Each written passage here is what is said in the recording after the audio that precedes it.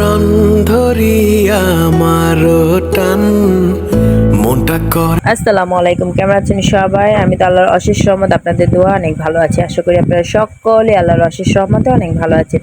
তো আবার আপনাদের কাছে আরেকটি নতুন ভিডিও নিয়ে হাজির হয়েছি। তো আজকে ব্লগটা শুরু করেছি সকাল থেকে। এই যে দেখুন, আমরা এখনো ঘুম থেকে উঠিনি, আর এখন সকাল বাজে প্রায় 5টার মতন। তো এই যে আমার মেয়ে উঠে পুরা খাট তন্ন বিতন্ন করে ফেলেছে। আর এই ফাঁকে আমরা ঘুমিয়েছিলাম, আর আমি ঘুম ভেঙে উঠে দেখি ওই পাশে কর্নারে, খাটের কর্নারে বসে আছে। তো তারপর ওই যে দেখুন, বাইরে এখনো সকালও হয়নি, একটু অন্ধকার অন্ধকার দেখা যাচ্ছে। আর এই ফাঁকে মেয়ের বাবাও ঘুম থেকে উঠে গেছে ওর অত্যাচারে। তারপর আমি ওকে ওর চুলটা বেঁধে দিয়েছি, ওকে একটু পরিপাটি করে নিয়েছি, ওর প্যাম্পাসটা খুলে দিয়েছি।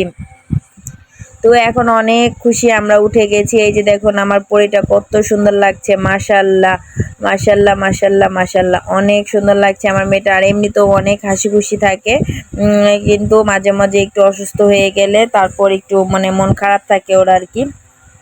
তো এর মধ্যে আমি সকালের নাস্তা ওকে করিয়ে দিয়েছি। সকালে ও সাধারণত ডিম খায়, আর ঢাকায় থাকতে তো প্রচুর গরম ছিল, ওকে খাওয়াতে পারিনি। আর এখানে যখন সকাল সকাল উঠতে চেষ্টা করি, আমাদের এখানে চারপাশটা ঠান্ডাই থাকে, তো চেষ্টা করি সকালের খাবারটা খাইয়ে ফেলতে। তারপর ওর বাবা বাহিরের কাজগুলো করে এসে তারপরে এই যে ঘরে এসে একটু শুয়েছে। আর এই ফাঁকে মেহেরিনকে আমি গোসল করে দিয়েছি।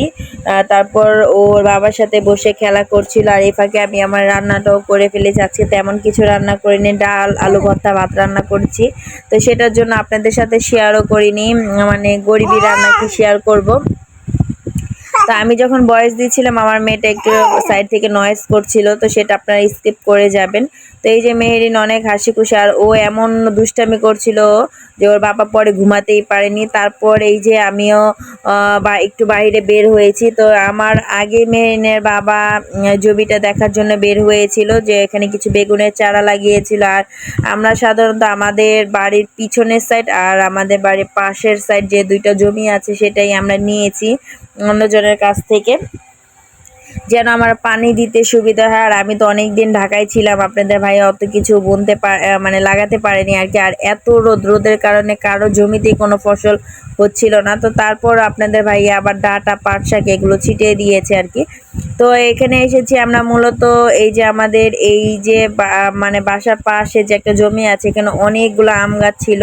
তো আর অনেক আম হয়েছে, তো সেটাই দেখতে এসেছিলাম। আর এই আম গাছগুলো সাধারণত আমাদের মানে পরিচিত একজনেরই, তো ওনার কাছ থেকে বলে কিছু আম পেড়ে নিয়ে আর কি। তো এই আম সাধারণত কেউ নেয় না, এখানেই থাকবে, এখান থেকে পাকবে, আবার এখান থেকে নষ্ট হয়ে যাবে। আর গ্রামের মানুষ তো কেউ কারো গাছের কোনো জিনিস নেয় না, না বলে মানে পড়ে থাকলেও নেবে না আর কি, এরকম। তো আমি তো আম গাছের আমগুলো দেখে বেশ অবাক হয়ে গেছি, মানে মাটি থেকে মানে কয়েক হাত উপরে আম ছিল, আর আমি হাত দিয়ে ধরতে পারছিলাম। দেখুন এই যে মাটি থেকে কয়েক হাত মাত্র উপরে আম, যে কোনো বাচ্চা মানুষ এসে ছিঁড়তে পারবে, কিন্তু কেউ মানে আশেপাশে অনেক বাচ্চাই আছে, কিন্তু কেউ কোনো গাছের ফল ছিঁড়ে না আর কি। তো আমিও ভাবলাম এখান থেকে কিছু ফল ছিঁড়ে নিয়ে যাব বাসায়, মানে ভর্তা করে খাওয়ার জন্য। তো আমি তো আম দেখে লোভই সামলাতে পারছিলাম না, এত এত আম, মানে অনেক আম, মাশাল্লাহ দিল অনেক আম হয়েছে। আর মেহরিনের বাবা এখান থেকে মেহরিনকে বলছিল তুমি একটা আম ছিঁড়ো। ও তো বাচ্চা মানুষ, ও তো বুঝে না, ও বারবার ধরার চেষ্টা করছিল, কিন্তু ও ছিঁড়তে পারছিল না আর কি। তারপর আমি একটু একটু করে প্রায় অনেকগুলো আম ছিঁড়েছি। তারপর আপনাদের ভাইয়া মানে অনেকগুলো আম কুড়িয়েও পেয়েছে, মানে পাখিতে বাদুড়ে ওরা করে কি আমগুলো নিয়ে নিয়ে মানে ছিঁড়ে ফেলে দেয় আর কি। তো ভালো ভালো আম আপনাদের ভাই অনেক আগেই ছিঁড়ে ফেলেছিল অনেকগুলো, তারপর আমিও 4-5টা ছিঁড়েছি। তো আমগুলো দেখতে অনেক ভালো লাগছিল, আর আমি প্রথম গাছ থেকে আম ছিঁড়েছি। আমাদের বাসায়ও আম গাছ আছে, কিন্তু আম কখনো ছেঁড়া হয় না আর কি।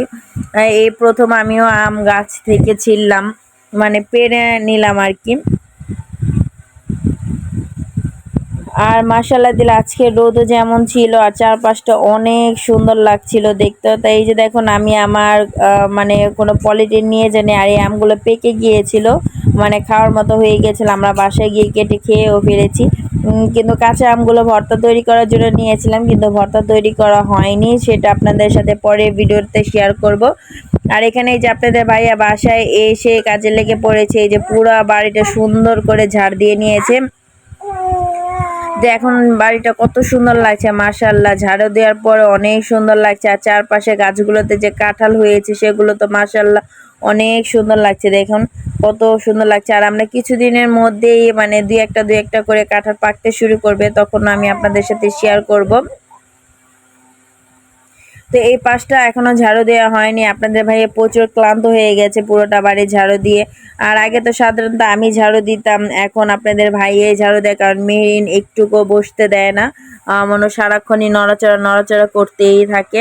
আজকেও মানে সকালবেলা খাটের থেকে এরকম করতে করতে পড়ে গেছে, ও একটা জায়গায় শিথিলভাবে বসে না আর কি। তো আজকের ভিডিওটা অতটা বড় করব না, পকর করতে আপনাদেরকে অনেক বিরক্ত করে ফেলেছি। আপনারা এতটা সময় যারা আমার ভিডিওটি ধৈর্য সহকারে দেখছিলেন তাদেরকে অসংখ্য ধন্যবাদ। তো আপনারা সবাই ভালো থাকবেন, সুস্থ থাকবেন, আমার চ্যানেলটির সাথেই থাকবেন। ধন্যবাদ সবাইকে, আল্লাহ হাফেজ বেবি।